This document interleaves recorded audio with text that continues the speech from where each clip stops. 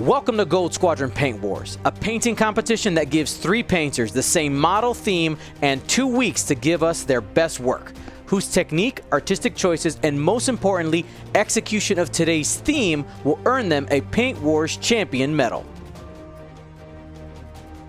Hi, my name is David Hintz. I'm from Des Moines, Iowa. I have been painting X-Wing miniatures and other miniatures for about 3.5 years. I really wanted to participate in this and really excited to see how it turns out.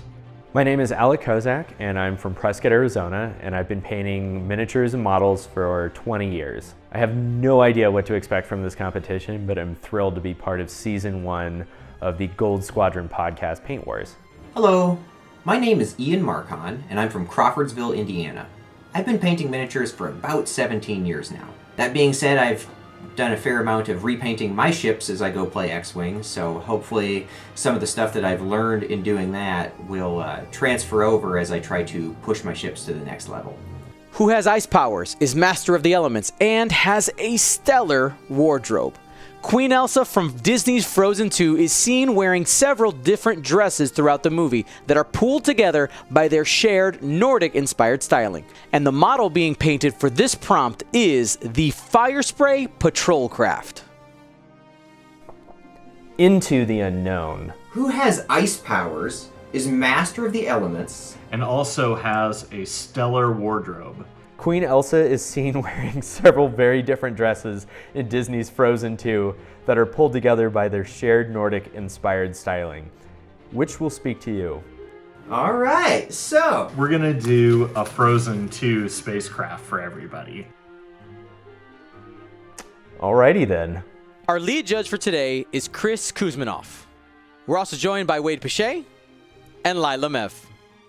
So judges, today our prompt is Into the Unknown, the land of Arendelle. The Ice Queen herself, Elsa, needs to be embodied in these ships. We're going to go ahead and talk to you first, Chris. What do you want to see? What would you do? If I were tackling this, I would go way off the reservation. One of my favorite renditions of the song is actually a heavy metal version, and metal is very big in Norway and Scandinavia. So I would love to see somebody do just some off-the-wall, like metal album cover art on the big panel that's on the back of the fire spray, just like Elsa with horns up, just something just really, really just bold and just going after it. Because that's what Elsa would do. Elsa would go after it. Wade? I'm expecting a lot of cool colors in all of these. I'm expecting a lot of clean transitions from whites to blues and geometric shapes as well painted in these ships, and bonus points for Olaf. Lyla? Personally, I love Vikings, so if this has a Nordic theme, I know it's specifically Frozen, but I agree. I want to see something really creative. I want to see Viking longships or something like that. Another thing I would be interested in seeing is winter weathering, maybe icicles hanging off of the engines, or snow on the wings, something like that, so that we can it builds more atmosphere and isn't just painted on. Well, I am in the minority of people that have not seen Frozen or Frozen 2, so this is going to be really challenging. So I did some sketching and made a quick little sketch of kind of the overall design of what I'm looking for, or at least what I'm envisioning with. So I really like that light blue to dark periwinkle gradient that Queen Elsa has. I think what I'd like to do, and this is the plan, is that I'd like to have this dark periwinkle color kind of fade up to a light blue, and then utilize the wing guards here to accent that design that she has on her belt, which is that little like half snowflake design. What I'd really like though to do is add some 3D printed clear blue crystals that are kind of shooting out from the blaster here, so it'll be like the carbonite blasters. I don't know why I went with that. Frozen carbonite, something like that. And so at the bottom here, I'm going to have some work, or I'm going to try and do some freehand work for that really iconic design that Queen Elsa has at the bottom of her dress. I think there's some greens and pinks, and it's going to be fun. It's going to be different. It's something that's totally outside of my wheelhouse. Typically with miniature games, I'm painting darker, more muted, serious tones, and this is pretty much the exact opposite. So really looking forward to it, but the first thing I'm going to do is watch the movies. Still haven't fully decided what I want to do for the canopy. I'm kind of thinking one of these two planets, and then we're going to design our stencils. We're going to be using this big snowflake here. On the front, kind of at the back of the fire spray, we're going to go and do a fade from blue up into her crown of white. Then we're gonna clean up any mistakes that we make with mineral spirits, and we're gonna let that dry for a day. We're going to paint the guns somewhat on the frozen side, kind of that blue into white. And then the last piece of the puzzle is I do like to finish off all my models with varnish. So on the front, we are going to ultra matte varnish everything, and then probably gloss varnish the cockpit. And I think that is the game plan for the Elsa Snowflake 1 fire spray. I really don't want to base coat a miniature this size by hand, so I will definitely be breaking out my fancy new Reaper Vex airbrush in order to lay down just some color to get me started, and then maybe do some color shifts or some gradients just over that large surface just to get us started. After that, obviously we need a few paints to go ahead and apply to this miniature, so I will dig through the collection here and elsewhere. If I draw too heavily on the Elsa side of things, I don't want it to look out of place at somebody's gaming table. I want it to feel Star Wars. And what I noticed when I picked up my ship and got it out of the box is that in shipping or before somehow, it looks like the guns got mangled. So maybe instead of trying to fix that, maybe I just lean into that heavy and say, oh, they crash landed on an ice planet. And I've got like broken off panels and icicles and everything hanging off of it as it, sputters on one engine through the stars, right? So what I think would be super neat is to look at this model and see it's wearing a dress, right? Look at the skirt on that fire spray. That is just begging for some Elsa/Nordic inspired runes or patterns or however else you want to put it.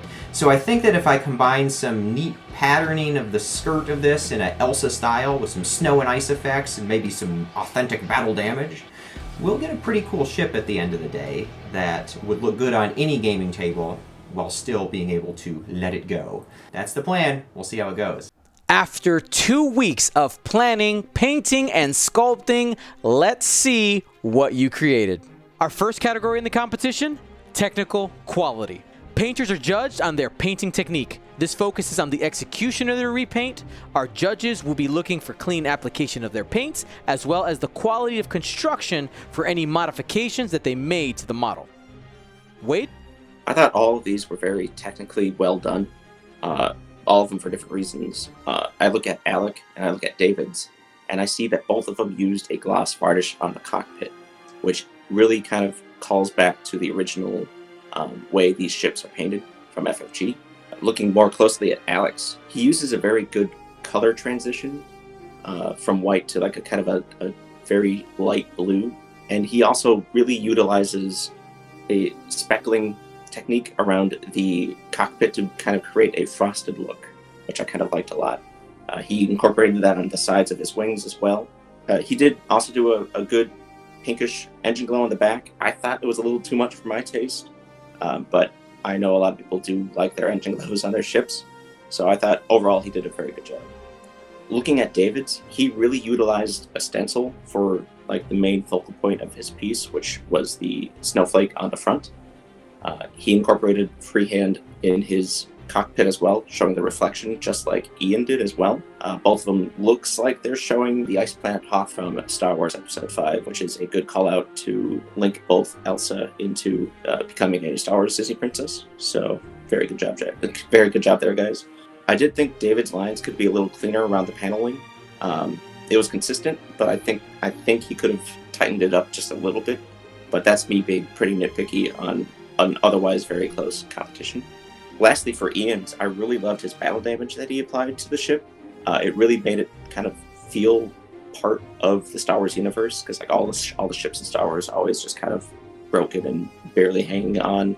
So it gave it a very dirty look compared to the others, which I think, and he achieved this technically with washes for the rust effects, and by, it looks like, drilling in holes into his ship and even freehanding a crack onto the cockpit, which I thought was really cool. Our second category in the competition, artistic quality. This focuses on the color choices, how their color choices work together, as well as the general effect that their colors had on their model. Lyla? When I look at Ian's ship, I get the feeling that this is a dress. The colors are very vibrant. The way that the freehand is done almost on a bodice, it is done in a very classic Nordic style. I can look at this, and he did a really great job at separating each element of the ship by utilizing different colors. I was really pleased to think when they were thinking about their artistic quality, they were also thinking about where their light source is coming from, really considering their source material and being able to take those colors from that source material and transporting it onto something as different as a ship. Alec's colors are great. Classic cold feel, the sort of white silver down to a cool blue, but it doesn't really go much beyond that. I can tell that they did a little bit of freehand down at the bottom, and the pink is again a great nod to the more Nordic colors, the Scandinavian colors, but it doesn't stand out, and I wouldn't qualify that little bit of freehand to really make it feel Nordic, especially since they have such a rich artistic history. There's a lot that could have been pulled from to make this artistically more feel Nordic themed. I really like how on David's they use more color theory. They've gone and done that darker blue and added that in as the panel lining. It brings it into theme with that blue being the darkest color, but it also really helps separate each individual panel, each individual shape, and makes it very clear and obvious from a distance exactly what you're looking at. I also like the purple because it's a cooler color, but it's not as conventional as blue, and I like that they stayed on track for those cooler colors, but decided to go a little more interesting by pulling in that purple instead of just using blue. I think that they could have pushed it a little further, but overall, purple is enough of a step away from the cool colors that it's not cliche. Our final and most important category is thematic quality. Did the painters actually adhere to the prompt given? And if so, whose choices made the strongest connection to this episode's prompt? Chris? So one thing I want to point out before we go into the thematic material is one spot of the prompt that I found most interesting when examining these three ships, because they all did a very, very good job of capturing the spirit of Frozen and the spirit of Anna and Elsa. But there's one part in the prompt where it says, Queen Elsa is seen wearing several very different dresses within Disney's Frozen 2. So when I read that prompt again, I'm thinking, which one to me looks like a dress? Which one feels like a dress? Like if I'm looking at this from afar, like I don't need someone to point out, hey, that's a dress. Look what it looks like a dress. And if you look at the three ships, I think that Ian's ship really incorporates this theme best out of all three. And when you look at that, you can see where the shoulders of the dress would be. You can see the filigree that would be on the bodice of the dress, and where the skirt would be around where the fire spray would lay on its back when it's at rest. So it's a really, really well done execution. And the other two did a really good job of incorporating Elsa. You can tell that these are Frozen inspired and that they're Frozen themed with the icicles, and then within David's piece hanging off the wings, and then within Alex, they're shooting icicles out, and then some of the work around the bottom of near the lasers at the bottom, but it doesn't scream dress to me like Ian's does. As judges have their final deliberations, let's go ahead and hear from our painters. I had an absolute blast being a part of the inaugural season of GSP Paint Wars. It's always so fun for me to see a competition where everybody gets exactly the same piece to work on. And in this case, everybody got not only the same piece, but exactly the same prompt to work with.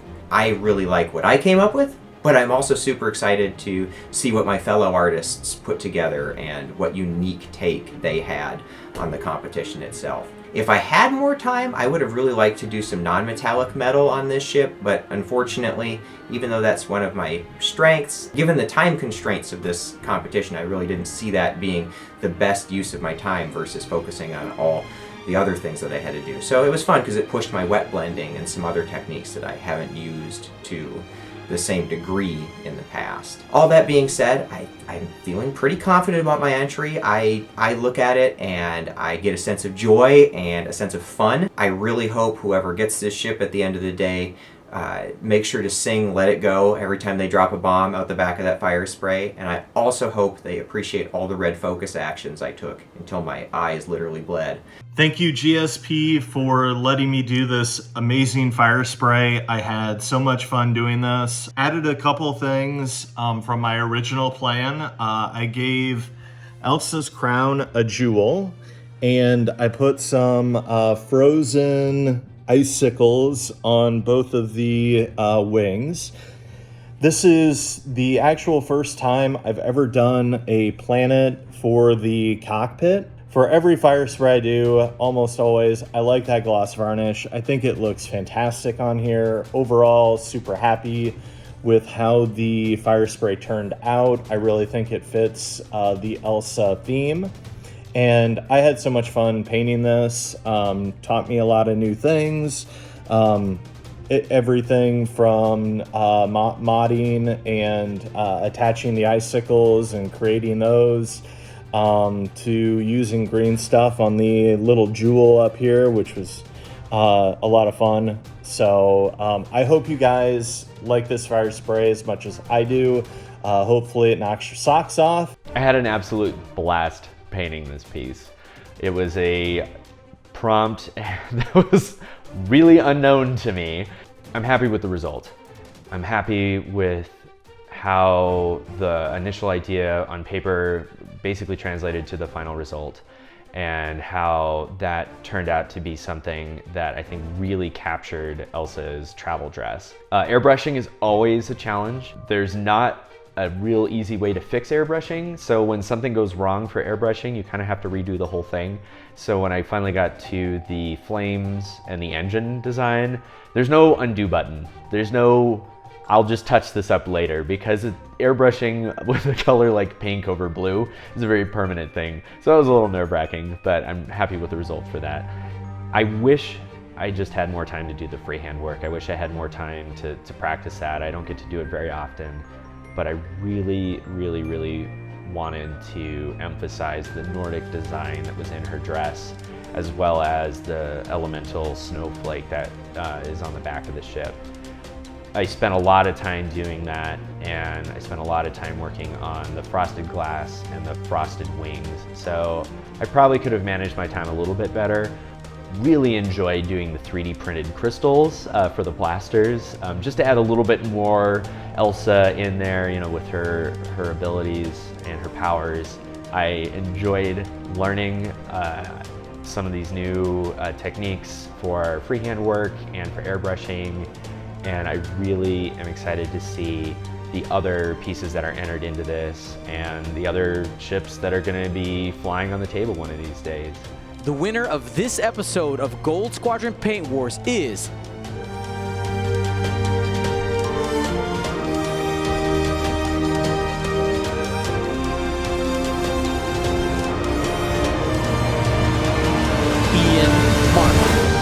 Chris? One thing that we all really enjoyed about Ian's piece is how he incorporated the theme of dresses within that, and that the color palette that they chose was a little bit different than the rest. It was still cool, but not strictly within blues and purples.